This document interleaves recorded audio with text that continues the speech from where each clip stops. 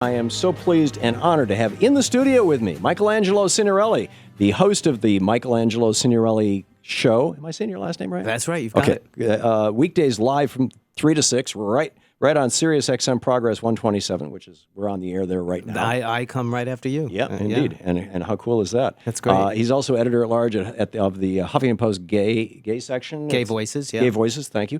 And author of the new book, It's Not Over: Getting Beyond Tolerance, Defeating Homophobia, and Winning True Equality. And Michelangelo, welcome. Great to have you in the studio. So great to be in the studio. I've been on the show. Yeah, we've talked on the air phone. before. Yeah.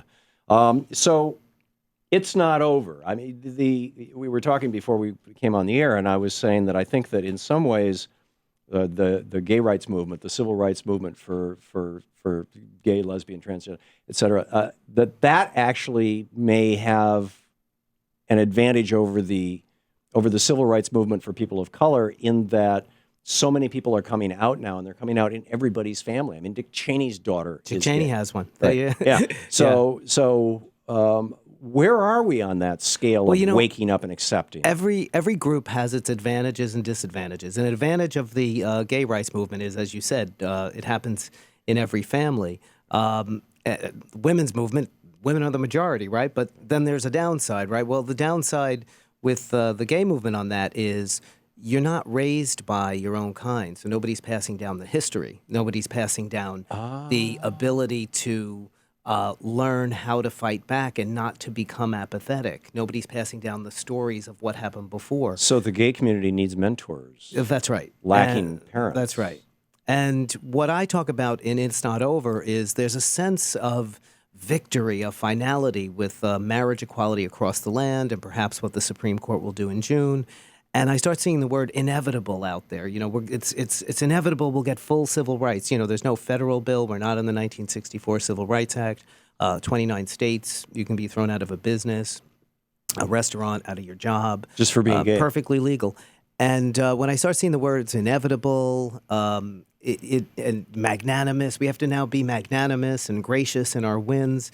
You see people pulling back. It's a different strategy. It's not that challenging and that confrontational way that always wins the day. And, I say, look at the women's movement. Look at African Americans. You see the rollback. We need to be able to, see that could happen here. Yeah, and things go in fits and starts. Yeah. There's so much more work to do. Yeah, I mean, look at what happened at when they took down Reconstruction in the 1870s. I mean, it was just basically flipping them back, So that being the case, what is the appropriate strategy, not only for people within the gay rights movement and people who are gay, but also for those of us who are not gay and want to support folks who are?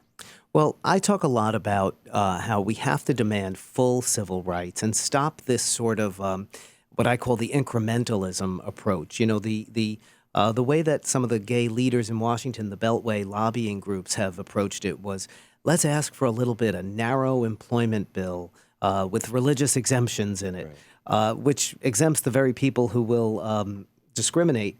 And they haven't been able to get that done in 20 years. When you're not asking for your full civil rights, you're not really taken very seriously. We should be demanding all of it. And I think all of our allies should be, too. We should get away from this sort of ask for a little bit and compromising with yourself before you even start. I think we've seen how that hadn't worked for Obama, yeah, right? We also need to stop what I refer to as covering. Kenji Yoshino wrote a great book called Covering in 2006 about how a lot of groups, women, racial minorities, others, after they attain certain rights, they try to fit in and be team players and not rock the boat. And that's kind of a trap that allows the backlash to build. You need to continue to challenge people and show your diversity and your difference and not present gay people as palatable. I talk a lot about pop culture and how pop culture, often television, shows gays in a way that's more palatable to straights. They don't have sex. They're harmless. They're the nice neighbor next door. We need to really show the full diversity. Yeah, as human beings, full right, members of the human family.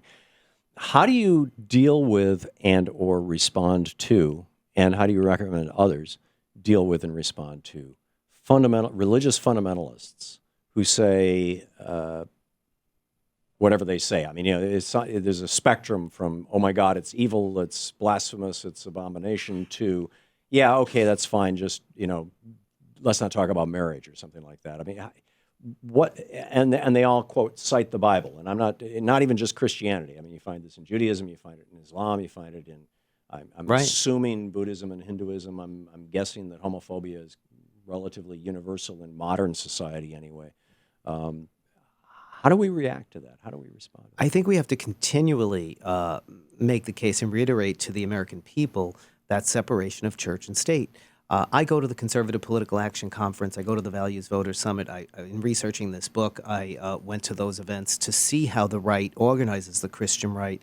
And I saw all of this religious liberties rhetoric and the religious liberties bills, quote unquote, Right. being developed as a strategy to blunt gay rights once gay marriage came. Everything that happened with Indiana and my book coming out, right at that moment seemed like, wow, what great luck. But I really had been seeing it developing at these forums. They are always looking for ways to inject religion back into the law. Yeah, and always looking for ways to make themselves the victim. So now they are the victims of this horrible gay rights movement that is taking over. We need to just cut through that. And a lot of it is, the way the media kind of falls for it, too. They should be putting religious liberties in quotes every time they talk about it, right? Right.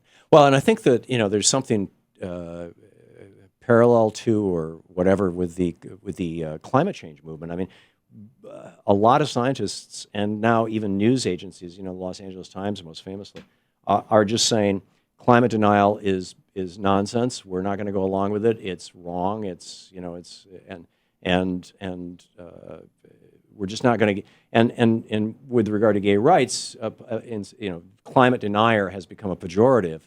I think that the word bigot is like a word that we need to, put in 70-point type and surround with blinking lights. I mean, that's what's going on here. We're talking about bigotry. Right. I have a whole chapter in the book called Abandoning the Media's quote-unquote both sides delusion, this idea that you have both sides on all the time. And they don't even tell the history of the other side when they come on. They don't talk about how they've put out lies and deception and defamation and again, not science. It's all religion on sexual orientation.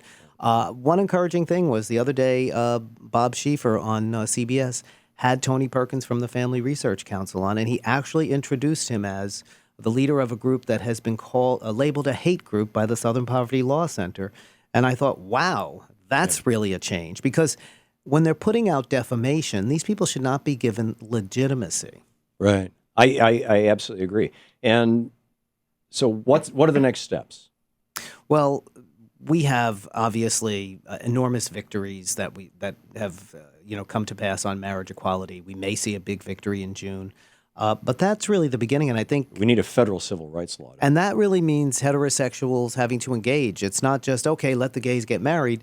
That's going to be the tough slog, particularly in the South. Business owners who are already saying, we don't want to bake a cake for a gay wedding, or we don't want to hire people who are gay. That's going to really require that breaking through that deep-seated bigotry that we've seen in this country on many issues. Yeah. And, as with the civil rights movement, we broke through that bigotry by law, de jure. But de facto, not so much. Right. I mean, we're still bouncing around, and it's going to be the same way with the gay rights movement. Michelangelo Signorelli, he is the author of It's Not Over, brand new book, just out. Check it out. Michelangelo, Great to be in the studio. Thanks. Thank you for dropping by. I wish you the very best. Thank you. And is there a website? Itsnotoverthebook.com. Okay, great. And also, of course, you can hear Michael on SiriusXM Progress 127 right after this show. Thank you. This is the Thom Hartmann Program.